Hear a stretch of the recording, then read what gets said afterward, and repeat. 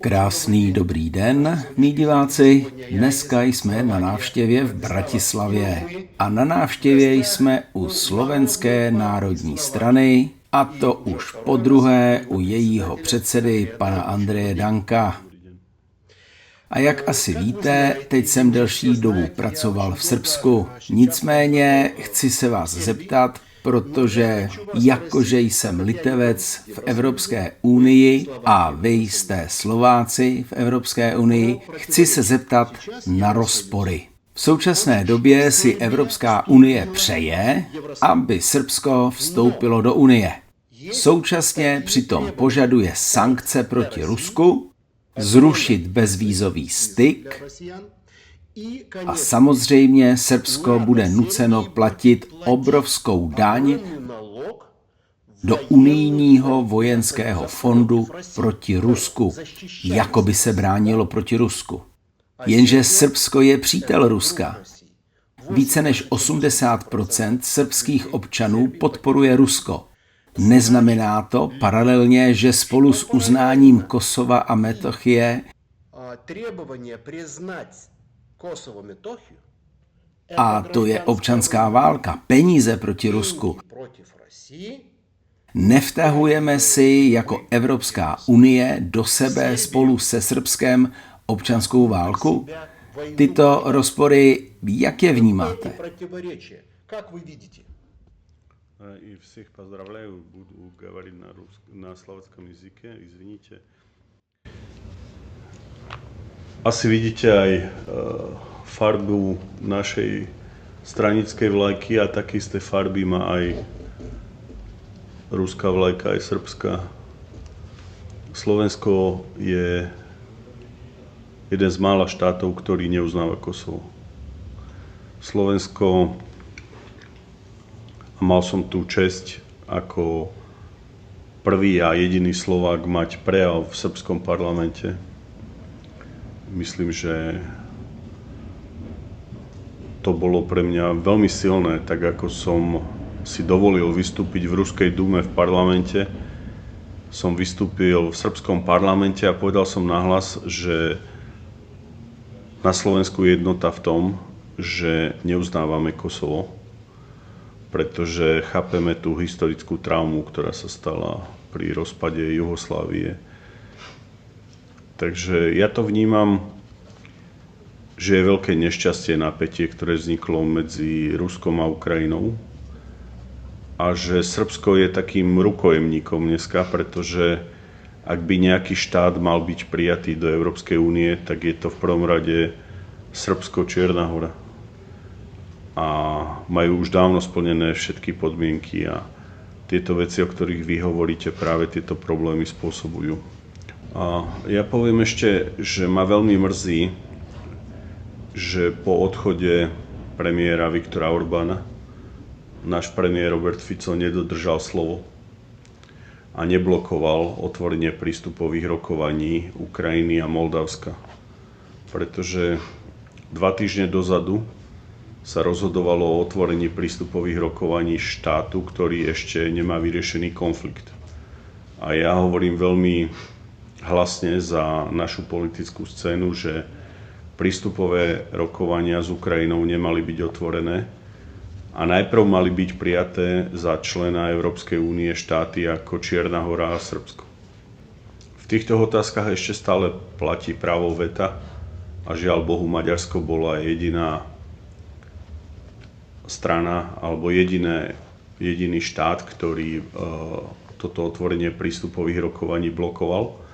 A toho, čo sa vážne obávam, je, že chcú mať osobitný proces prijímania Ukrajiny a Moldavska do Európskej únie, čo je veľké nešťastie na ukončenia toho napätia, ktoré my vnímame ako veľký problém.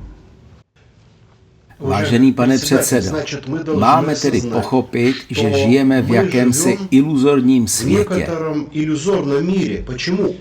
V Srbsku, když jsou lidé agitováni k účasti na volbách, 80% Srbů podporuje Rusko. A všichni ti, kteří se chtějí dostat do parlamentu, také podporují Rusko. A jakmile se do toho parlamentu dostanou, jak se mi vyjádřil jeden zajímavý srbský expert, tak hned se 90% poslanců obrací proti Rusku. Děje se něco podobného i na Slovensku? O co mi teď jde? Jedna strana tvrdí, že Slovensko na Ukrajinu zbraně nedodává. Jenže pak vidíme, že nějakou třetí cestou tam peníze i zbraně na tu Ukrajinu odcházejí. Poviem vám k tomu, že svet nie je biely a čierny. A ja som si myslel, keď Gorbačov podpisoval zmluvu s Reaganom, že si Sovietsky zväz a Spojené štáty jasne dohodli pravidlá. Pretože od čias ukončenia druhej svetovej vojny bola Európa rozdelená. A to, čo sa stalo, je, že došlo k porušeniu všetkých pravidiel. Aj tu boli sovietské vojska, ktoré sa vrátili domov, ale v Nemecku ostali americké vojska. A to, čo sa tu deje, je, že znova sa ako keby dostávame do studenej vojny a prepáčte, riešime opäť, kto je s Moskvou a kto je s Amerikou, a to je veľké nešťastie aj pre ľudstvo. Viete, toľko znova súťažia medzi sebou Rusi a Američania, že nám tu vyrastajú úplne iné svetové veľmoci, ako je Čína. Dneska je na Slovensku premiér Indie. A samozrejme mali sme ambíciu, aby aj Európska únia bola veľmocou, ale všetko to je veľké nešťastie, čo sa dneska deje v medzinárodnej politike, kedy sa nerešpektujú organizácie ako OSN a medzinárodné vzťahy a kedy opäť Amerika a Rusko medzi sebou súťažia miesto toho, aby spolupracovali tak, ako sme sa tešili, keď bol spoločný kozmický výskum. A to sa potom prenáša aj do toho, čo sa ma pýtate, že v podstate už ten svet sa znova delí len či si s Ruskom alebo Amerikou. A to nie je dobré. A sám sa ma pýtate na to, ako je to aj v Srbsku. Ale základom každého národa má byť, aby ten národ sa mal dobre. A to nemá byť o tom, že či si s Ruskom alebo či si s Amerikou. To má byť, aby... Ja to často hovorím, že ak je niečo dobré z Ruska, tak to z Ruska chceme. Ak je niečo dobré z Ameriky, tak to z Ameriky chceme. A práve také malé národy, ako sú Srbi aj Slováci, sa potom dostávame do takého tlaku, ktorý je naozaj veľký problém, pretože my už to tu vidíme, ako víťaz maďarských volieb zrazu otvára nacionálne témy, historické témy, od ktorých sa môžeme veľmi rýchlo dostať znova do konfliktov a napätia, ktoré sme tu už nemali. Ako spochybňovať usporiadanie hraníc a vyvolávať historické problémy. My to vidíme, aké nešťastné je, keď Ukrajinci začali velebiť banderu a spochybňovať hranice. A je to zlá doba, ale jediná úloha je, aby svetoví lídri, čínsky prezident, ruský prezident, americký prezident, predstavitelia Európskej únie, Indie, aby našli k sebe cestu. Ináč budeme len obeťami a môžeme si tu potom rozprávať, čo chceme. Tie veľké štáty vidia aj tak svoje záujmy. A my sme opäť ako keby rukojemníkmi ich záujmov. Proč jsem ale, vážený pane předsedo, začal Srbskem? Tam se teď přiblížili k jakémusi rozhodnutí. Národ a vaše strana si také říká národní. Národ se musí rozhodnout, kudy dál na křižovatce. Musí se rozhodnout sami pro sebe. A teď už bych se zeptal skrze Arménii. Volby v Arménii. Vy budete mít volby v příštím roce. Ale dovolte, Macron sám přiznal vliv francouzských tajných služeb. Viděli jsme to, co známe z pořekadla. Nevyhrává ten, kdo dostal více hlasů, ale ten, kdo ty hlasy sčítá. Potom se ptám, zda máme takové rozpory na každém území a v každé republice a státě. Jak si myslíte, že proběhnou volby u vás? Pokud budou probíhat pod zahraničním vlivem, pokud to budou ovlivňovat Francie, Amerika nebo Německo, jak má potom národní strana vypadat před národem? Budem hovoriť, ako to je na Slovensku. Aj tu máme veľa občianskych združení a neziskových organizácií a záujmov západných štátov. My vidíme veľkú aktivitu Francúzov, Nemcov, Američanov. A samozrejme, v každom národe sa vždy nájdú zradcovia, ktorým títo dajú peniaze a presadzujú potom už nie slovenské národné záujmy, ale presadzujú záujmy západných štátov. Ale to tak vždy bolo a to tak vždy bude. To sa stalo aj Maďarsku. Peter Maďar dostal obrovské desiatky miliónov eur zo západných kruhov a z ukrajinských kruhov. Samozrejme, že sa toho obávame aj na Slovensku.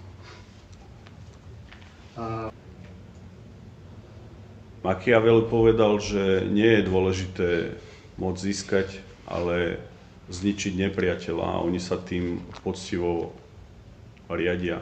Nezastavia sa pred ničím, pred likvidáciou politických súperov, kriminalizáciou, spravodajskými hrami a majú na to obrovské množstvo peňazí.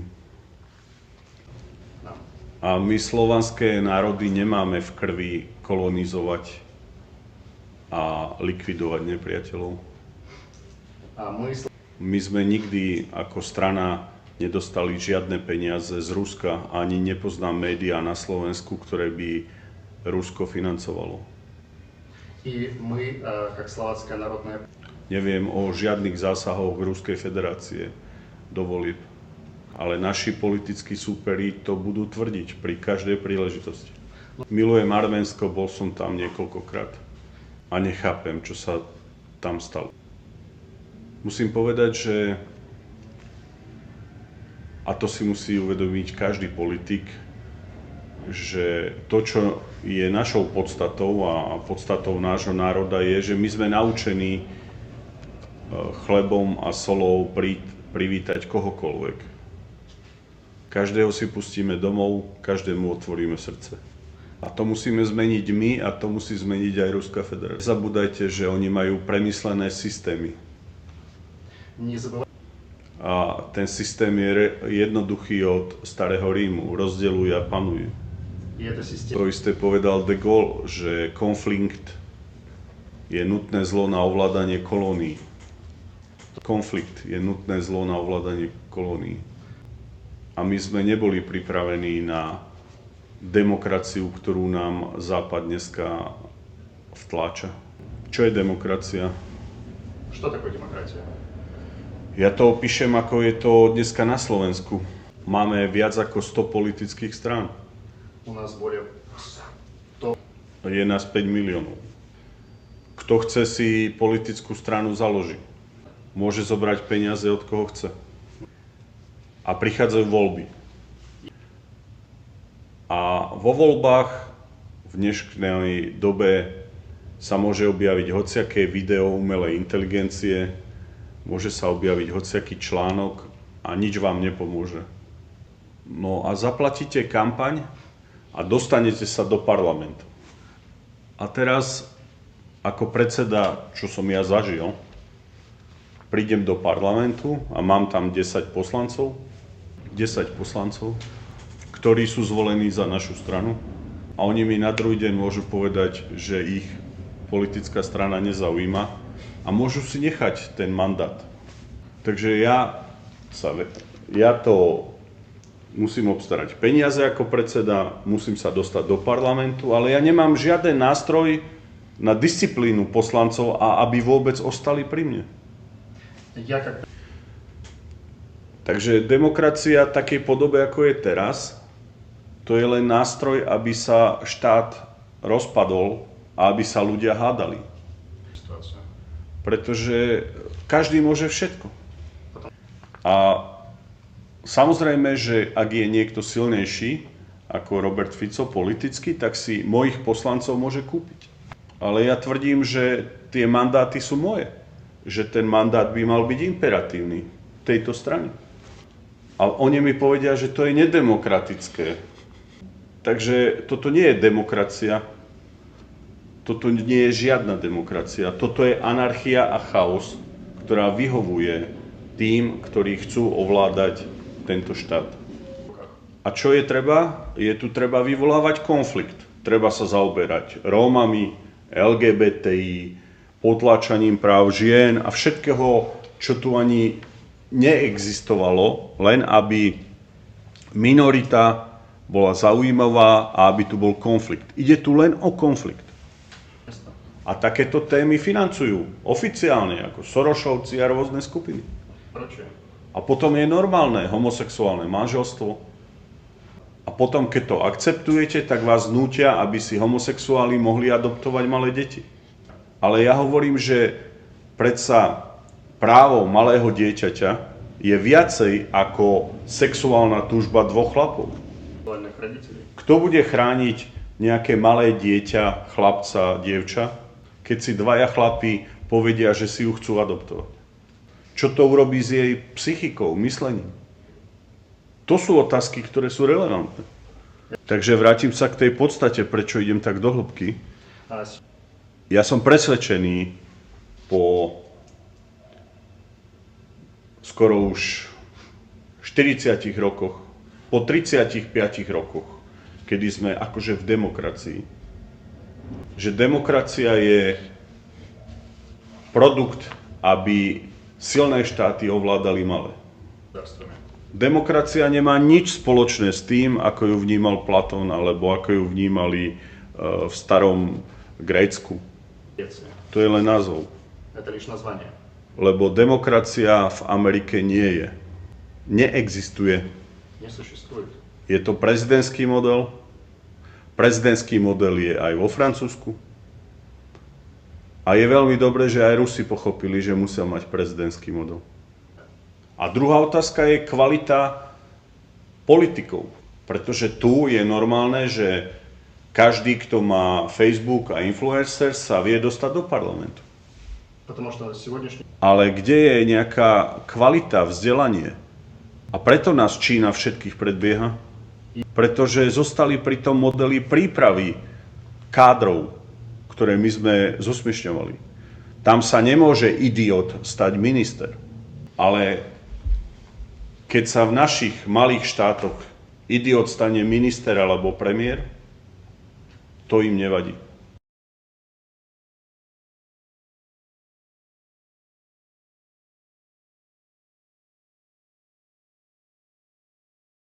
Čím viac durakov, tým lepšie. A žiaľ Bohu, tak sme dneska dospeli v tom poznaní, že neexistuje kvalifikácia alebo kvalita pri riadení štátu. Nikoho nezaujíma, keď hovoríš o reforme, o daniach. Dokonca ľudia už ani nevedia rozdiel medzi ministrom a prezidentom. Tak sme zničili školstvo, že absolventi škôl nemajú základné znalosti. Nemajú znalosti histórie.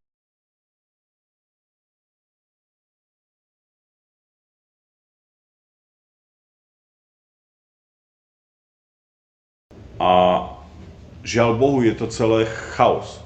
И, к сожалению, это можно назвать хаосом. A to, čo som chcel tým povedať, je, že je veľmi ťažké robiť politiku, ak neplatia pravidlá. Pretože tie pravidlá nevieme dosiahnuť. Ako mám ľudí presvedčiť byť členmi strany a povedať im, že ten najlepší z vás bude, keď ste tu právnici, bude minister spravodlivosti a pracuj na nových zákonoch.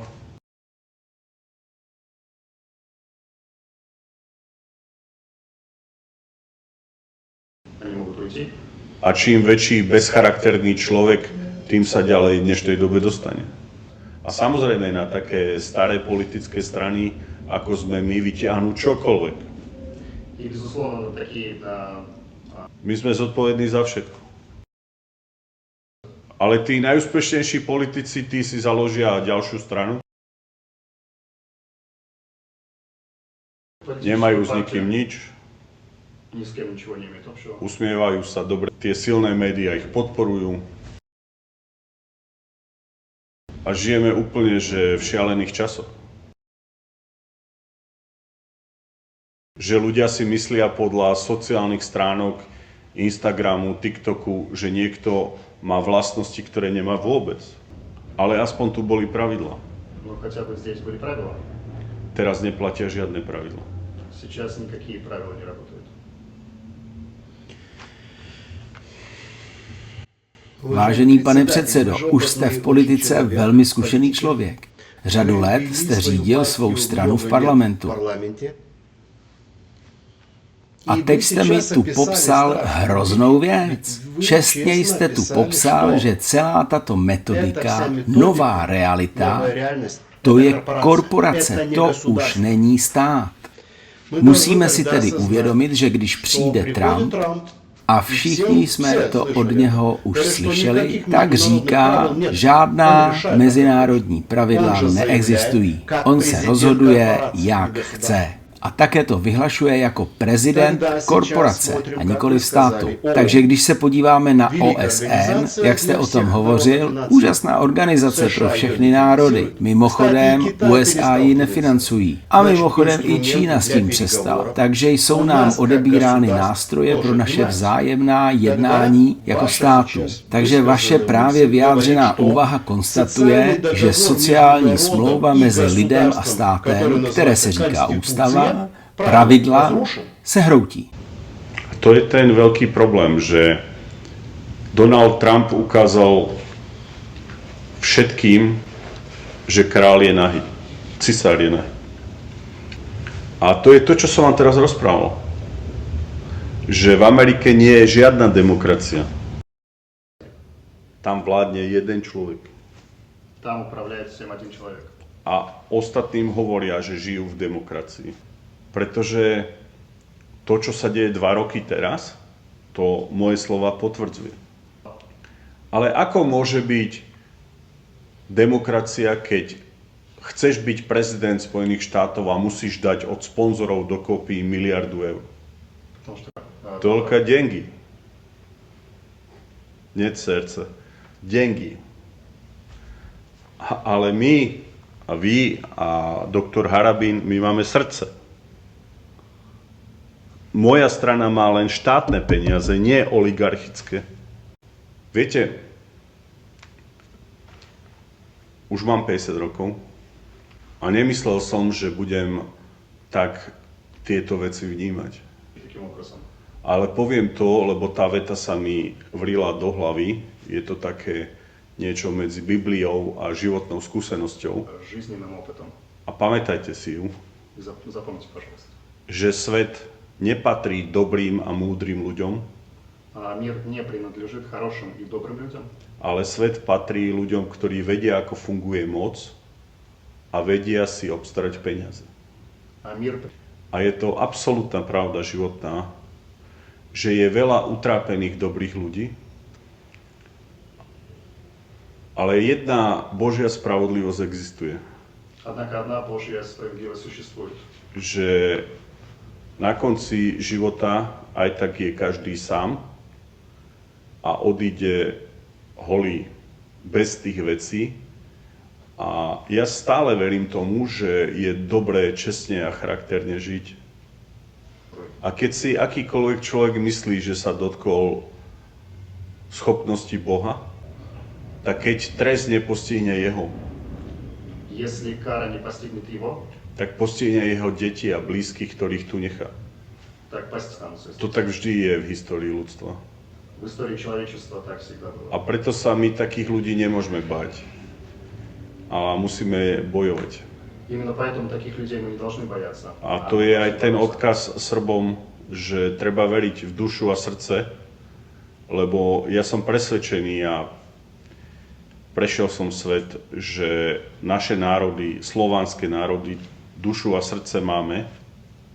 И то, что я бы хотел сказать как раз-таки сербам, что нужно верить в душу и сердце, И я считаю, что человек должен стремиться к тому, чтобы было A ešte хорошо. platí jedno pravidlo, že oveľa ľahšie v živote je robiť ľuďom zle. И еще одно правило, которое в жизни работает. Гораздо проще делать плохие поступки, делать зло. A nie je nič ľahšie, ako niekoho rozhádať. И нет ничего легче кого-то разругать. Ale oveľa ťažšie je ľudí spájať. Но гораздо тяжелее людей объединять. No a žiaľ Bohu, táto politika ale na ľudí nefunguje. A preto aj naša strana nemôže na Slovensku voľby vyhrať, lebo sú politické strany, ktoré ponúkajú stále len konflikt a nie riešenie problémov. O konflikte. A ja hovorím, že oveľa väčšie množstvo ľudí dnes je sebeckých. A naozaj oveľa ľahšie sa ľudia, ktorí nie sú vzdelaní, preto si myslím, že vyhovuje Západu aj oslabenie našich učebných osnov. Именно поэтому я считаю, что Западу абсолютно Nepotrebujú ľudí s jazykovým vzdelaním, s technickým vzdelaním. им не нужно. Takže som sa snažil povedať jednu takú základnú vec práve pri tom, čo ste mi nahral na tom trápení tých dobrých ľudí aj v tom Srbsku, že áno, srdce ich ťahá do Ruska, ale túžba po peniazoch ich ťahá do Bruselu. Однако стремление к деньгам ведет их к Брюсселю. A je to veľký problém tejto doby. И это большая проблема сегодняшней эпохи. A je obdivuhodné, ako sa teraz Rusko spojilo v týchto hodnotových veciach. Ale je otázka, ako dokáže Rusko fungovať ďalej, keby stratilo tak významnú osobnosť, ako je dnes prezident Putin. И стоит президент Владимир Владимирович Путин. Lebo tí silní oligarchovia, bankári Потому что сильные олигархи, банкиры, si vedia kúpiť v Rusku veľa judášov. они, олигархи, банкиры, они могут купить много иуд. A my to tu zažívame v malom. Takže závěrečná otázka. Pronesl jste hezkou frázi. Duše volá po Rusku a peníze po Bruseli. Ale minule jsme se spolu zastavili nad zajímavou Putinovou frází, že svět je třeba obnovit na rovnováze. Máme plus a mínus, bílé a černé, dobro a zlo. A pokud se na to budeme dívat pohledem zeměpisu, Rusko a projekt Intermarium, do kterého patří Slovensko,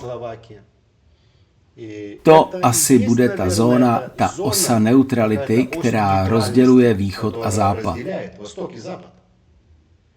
Bude možné cestou spojení našich zemí obnovit tuto zónu neutrality a aby všichni byli ve vyvážené poloze? Nebo je to jen moje hloupá fantazie?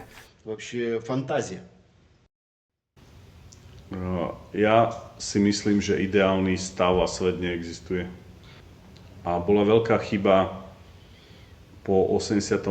roku, že Sovietsky zväz a jednotlivé štáty nepochopili, aké dôležité je určiť takú зону. To, čo urobil Gorbačov, je veľký problém. То, что сделал господин Горбачев, является большой проблемой. Reči o perestrojke a ako my sa otvoríme, na Slovensku sme prestali vyrábať tanky, ale už sa nikto nepýtal, že kto získa tie zákazky iní. My sme boli hlúpi a naivní a sme sa mysleli, že teraz nás budú všetci na západe čakať. И мы ошибочно думали, что все на Западе сейчас нас будут ждать с распростертыми объятиями. Teraz sa obrovské množstvo ľudí vracia naspäť na Slovensko. Сейчас огромное количество людей возвращается в Словакию. Boja sa na západe o bezpečnosť. На Западе они боятся о безопасности. Dobre, zarobí tam 5000 eur, Хорошо, заработает он там 5000 евро, ale 2000 eur stojí bývanie. но 2000 евро он отдаст за прочие расходы. A keď má krásnu dcéru, čo mal môj kamarát v Dortmunde, tak sa ju bojí poslať ráno do školy. И, например, если у вас есть дочь, как у моего, послать ее в школу, Preto prišiel bývať naspäť, поэтому он вернулся жить обратно, lebo tu má bezpečnosť, потому что здесь есть безопасность. lebo aj keď zarobí menej, И даже если он здесь заработает меньше, ale čisté peniaze mu ostanú viac. но чистые деньги, которые останутся, в результате их больше. Je to veľký problém toho myslenia. Это большая проблема этого размышления. A to aj, čo vy ste povedali, Západ nerozmýšľa o ideálnom Oni potrebujú konflikt. Им необходим конфликт. Aby, keď je konflikt, aby na tom zarábali. Когда есть конфликт, для того, чтобы они могли на нем заработать. Je konflikt na Ukrajine? Конфликт на Украине. Hádajú sa dva Slovanie? Распри идут между двумя славянскими народами. Ako jeden zo slovanského národa velebí nacistické osoby ako Banderu? Почитает Бандеру. Ako národ, ktorý používal ruštinu, ju zrazu nenávidí? Ako národ, ktorý spolu oslobodzoval Európu, Ukrajinci, Rusi sa dneska neznašajú? Как народы, которые совместно освобождали Европу, сегодня ненавидят друг друга? A kto to spôsobil? И кто создал это? Ani Ukrajinci, ani Rusi. И не украинцы, и не русские, Ale tí, ktorí na tom zarábajú. а тот, кто является бенефициаром. Preto je tam prezident herec. Поэтому там во главе государства актер. Lebo jemu je jedno, či odovzdá nerastné bohatstvo Američanom. Потому что ему абсолютно все равно, что он свои природные ресурсы отдаст Америке. On už veľmi dlho nevníma realitu. Он уже очень долгое время не воспринимает реальную реальность. No ale chodí po Európe, všetci ho hladkajú, všetko je v poriadku. Но он что, все в порядке? A ešte idú tak ďaleko, že pomaly nás vťahujú do toho konfliktu. И здесь конфликт. A keď niečo povieš, А если что-то скажешь, tak ty si proruský. так ты сразу прорусский. Keď si v 80 rokoch niečo povedal dobre na Ameriku, tak ťa mohli zavrieť do basy. Кинуть в тюрьму. A o chvíľu je to tu. И совсем скоро мы будем иметь то же самое. To je absolútne bláznostvo. Svet sa zbláznil. Это просто сумасшествие. Мир сошел с ума. A len kvôli tomu, že vedie jasné, kto na tom zarába. Tí, čo vyrábajú zbrane. Те, кто производит оружие. Tí majú dneska najväčší biznis. У тех сегодня бизнес идет наилучшим образом. A žiaľ Bohu, ako asi už veľmi dlho ľuďom je dobre. A keď si neuvedomuje ľudia, že keď vznikajú lokálne konflikty, je len krok. A svetová vojna vždy začala v Európe. А мировая война всегда начиналась в Европе. Prvá svetová bola európska, druhá bola európska a tretia, ak bude európska. Первая европейская. Nikde inde nebude tretia svetová. Нигде в другой части мира не будет третьей. Ani v Nikarague, ani v Afganistane. Ни в Никарагуа, ни в Афганистане. To je vážna vec. Naozaj, ja stále hovorím, že ak sa to čo najskôr neukludní, tak toto je veľký problém. Mně jako Litevci, také zástupci malého národa, nezbývá než vydechnout a říci, taková je naše realita. To je to šílenství, ve kterém dnes žijeme v Evropské unii. A už jen připomenu, že jsem byl hostem u Slovenské národní strany, u poslance slovenského parlamentu, promiňte mi mou tautologii, předsedy Andreje Danka. Děkuji vám, že jste si našel čas. A ja ďakujem veľmi pekne a ja som bol aj v pobaltských štátoch niekoľkokrát, Lotyšské, Litve. Musím povedať, že sú to veľmi precízne, pedantné národy, pracovití ľudia, ale takisto trpíte históriou. A žiaľ Bohu, je to tak v histórii takých menších národov, že sa vždy prikloníme k tým silnejším. Ale to, čo sa teraz deje, je naozaj veľký problém, lebo nikto nikdy by si nemyslel, že sa bude diať to, čo sa deje na Ukrajine. A je to akože veľké memento pre nás všetkých. Lebo nie je žiaden problém vyvolať konflikt Maďarsko-Slovensko. A nie je žiaden problém vyvolať problém medzi Nemcami a Čechmi na Benešových dekretoch. Aj medzi vašimi národmi. Jedna trauma je s Fínov, druhá so Švédov, jedna je s Rusov, Poliakov. Ale my nemôžeme riešiť históriu. A to, že neexistuje svetový poriadok, je obrovský problém. A to, čo sa teraz deje, je ako naozaj...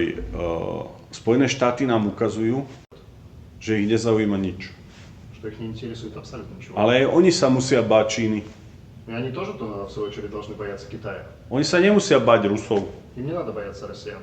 lebo Rusi nemajú zázemie alebo nerobia problémy v Mexiku, Nikarague, v Brazílii, ale Čína ovláda technológie. Однако Китай обладает технологиями. A to je, ak nebude vyváženosť Rusko, Čína, Európska únia, Amerika, ak to nebude vyvážené, tak to dopadne zle. Celé, všetko zle dopadne. To možno dopadne, ako keď to urobil Stalin na Jalte, že zobral ceruzku a rozkreslil Európu. Rozkreslili svet. Разделили мир. No a vtedy mali urobiť tú zónu, čo ste vypovedali, tú neutrálnu. А тогда они должны были сделать ту зону, как вы говорили, нейтральную. Ďakujem pekne. Спасибо большое. Спасибо вам.